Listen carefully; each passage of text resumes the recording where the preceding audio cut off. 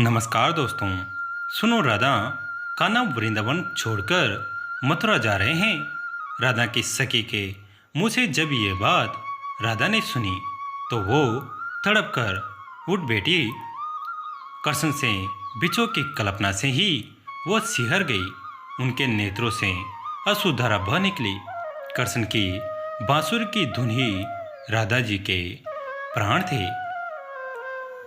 कृष्ण जब अपने भाई बलराम संग कंस के निमंत्रण पर मथुरा जा रहे थे तो पूरा वृंदावन रो पड़ा। राधा के लिए जैसे सब कुछ खत्म होने जैसा था। वो कृष्ण से दूर नहीं रह सकती थी।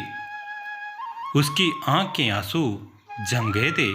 इस दुनिया में सबसे भयावह होता है अपने प्रेम को विदा करना, और जब किसी का प्रेम विदा होता है तो फिर कुछ शेष नहीं बचता। यही हालत राधा की थी। वे बार बार कृष्ण से न जाने की प्रार्थना करती रही, पर कृष्ण कर्तव्य पथ पर अग्रसर थे। वो बस इतना ही कह पाए, मैं वापिस लौटूंगा राधिके। पर कृष्ण कभी नहीं लौटे।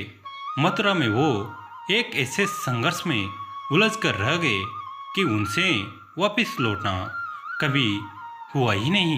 कृष्ण चले गए और राधा के लिए अपने पीछे छोड़ गए वर्षों का अथक इंतजार।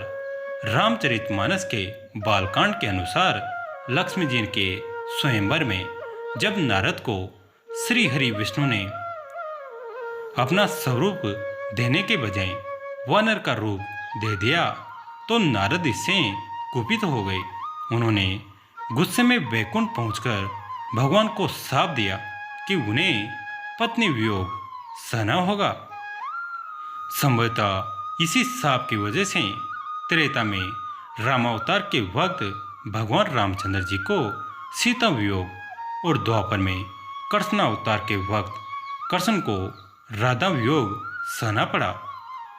जाते जाते मैं लौटूंगा राधिके कहने वाले मनुष्य अवतार श्री कृष्ण भी नहीं जानते थे कि वो अपना वादा पूरा नहीं कर पाएंगे। वो नहीं जानते थे कि उनका पूरा जीवन बदलने वाला है। प्रेमपूर्ण जीवन अब युद्ध की ओर जाने वाला है। 8 साल की आयु में जब ऋषि गर्ग ने कान्हा से कहा था, तुम्हारा जन्म किसी महान उद्देश्य के लिए हुआ है, अतः तुम किसी मोह में नहीं बन सकते, तब कान्हा उदास हो गए थे। ये कसक उनके मन में आजीवन रही। पर नियति को बदलना सिर्फ परमेश्वर के हाथ में है।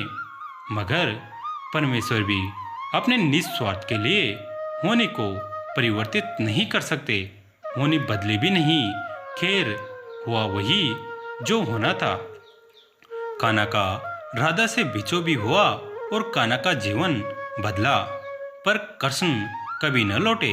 मथुरा को अपनी कर्मस्थली बनाने वाले कृष्ण ने बाद में रुक्मिणी जी से विवाह कर लिया और द्वारिका में अपनी जिंदगी बसा ली।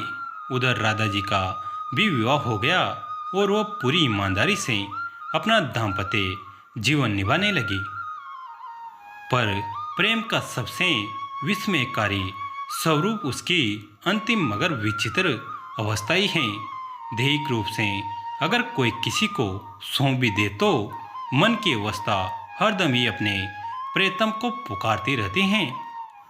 यही हाल राधा जी का था। जब राधा वृद्धावस्था में पहुंची तब उनके मन में श्री कृष्ण को देखने की आस जगी। सारे कर्तव्यों से मुक्ति पाकर राधा आखिरी बार अपने प्रेतम से मिलने पहुंची। जब वे मिलने गई तो कृष्ण उन्हें देखकर बहुत खुश हुए। दोनों ने संकेत की भाषा से अपने जी का हाल एक दूजे को कहा। मानसिक संवाद गढ़े गए, वादे याद दिलाए गए।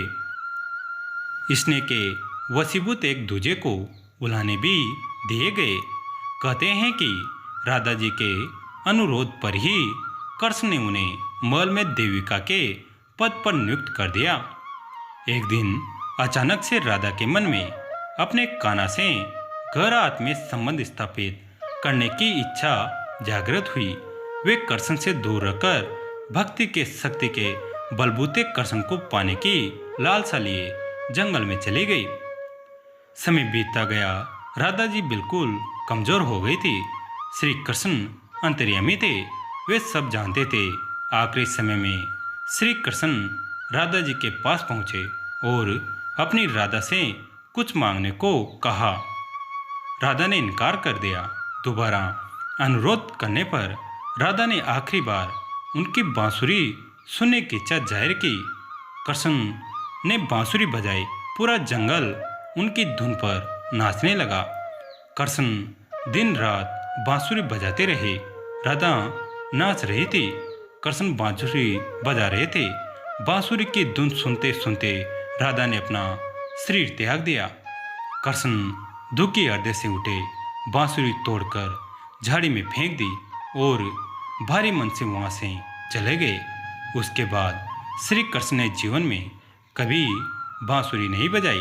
दोस्तों, यह कहानी आपको कैसी लगी कमेंट करके ज़रूर बताएं। वीडियो को लाइक करें, चैनल को सब्सक्राइब करें, घंटे के बटन को दबाकर ऑल पर क्लिक करें। दोस्तों, एक बार बोलो जय श्री राधे रानी की।